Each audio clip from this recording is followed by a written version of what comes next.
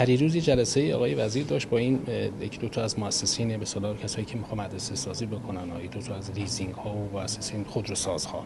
من یه سوالی ازشون پرسیدم، گفتم شما چند وقتی تو مجلس، تو کمیسیون مجلس اعلام کردید که آقا معلمان خرید خدمات از اول مهر دیگه شروع به کار میکنن به عنوان قراردادکار معین.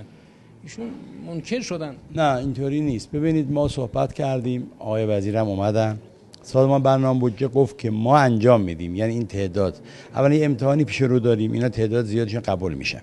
اون که میمونه شاید 10-15 هزار نفر هستن الان به شکل حق التدریس، هم ما هم بیمه‌شون رو برای 3 ماه تابستان گفتیم باید پرداخت بشه، اون انجام شده و در مقدماتشه. یکی ایرادی سازمان تامین اجتماعی داشت کنم داریم حل میکنیم، یکی هم خود کار معین اینها رو هم خود وزیر امضا کرد آقای دکتر کاظمی عزیز، هم رئیس سازمان استخدامی سازمان برنامه که ما مخالف نیستیم انجام میدیم، اومدن در کمیسیون تعهد دادن ظرف 1 هفته خودشون میرن حل میکنن که این مسئله تبدیل وضعیت این عزیزان رو ان شاء الله حل بکنن.